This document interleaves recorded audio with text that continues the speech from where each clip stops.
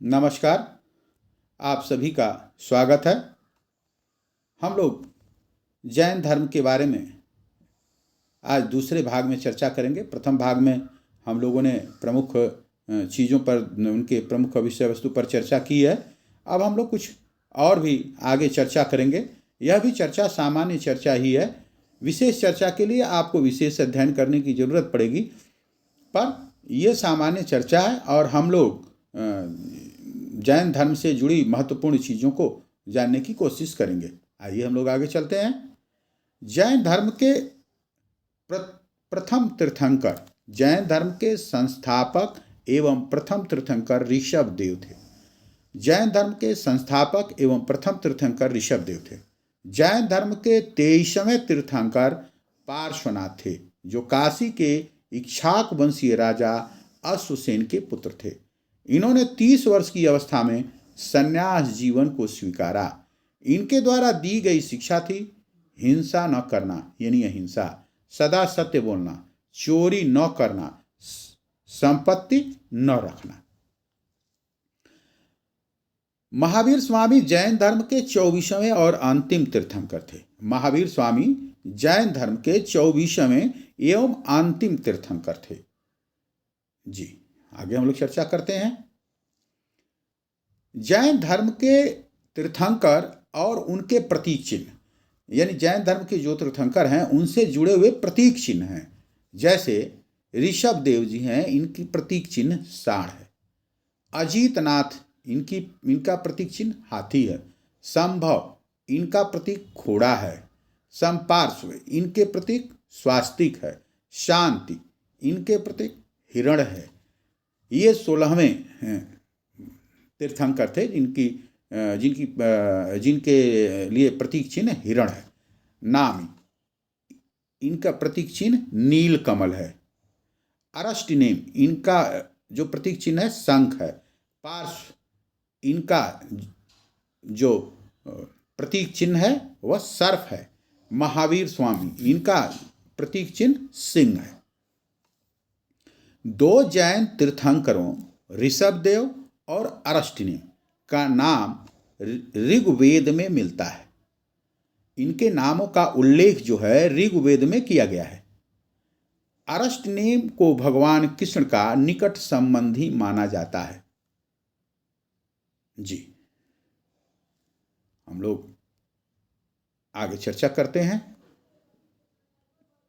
जैन मतानुयायी कृषि और युद्ध के विरोधी थे। कृषि और युद्ध के विरोधी थे क्योंकि इससे जीव की हिंसा होती थी।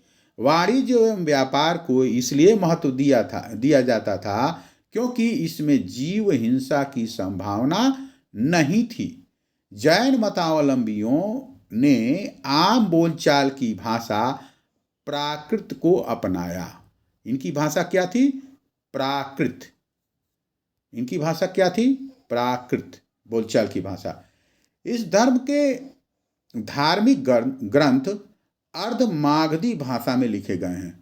अर्ध मागधी भाषा में लिखे गए हैं। अर्ध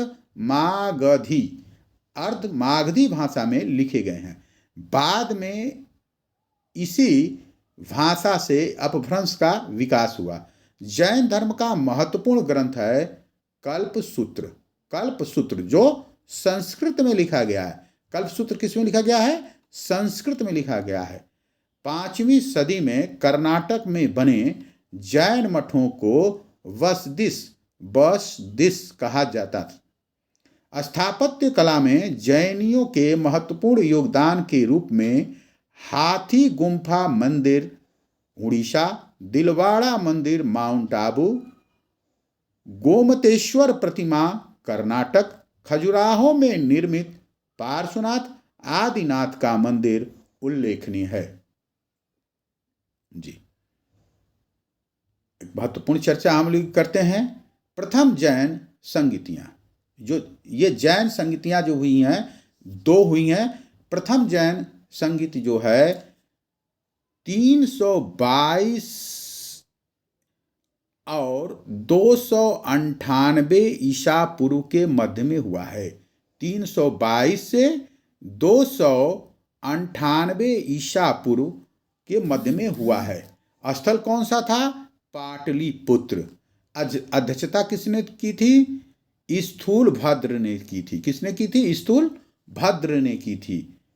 शासक कौन थे? चंद्रगुप्त मौर्य थे। कार्य क्या हुआ यहाँ पर? इस जैन संगीति में क्या हुआ? प्रथम जैन संगीत में जैन धर्म के महत्वपूर्ण 12 अंगों का प्रणयन किया गया। जैन धर्म 2 भागों श्वेतांबर और दिगंबर में विभाजित हो गया।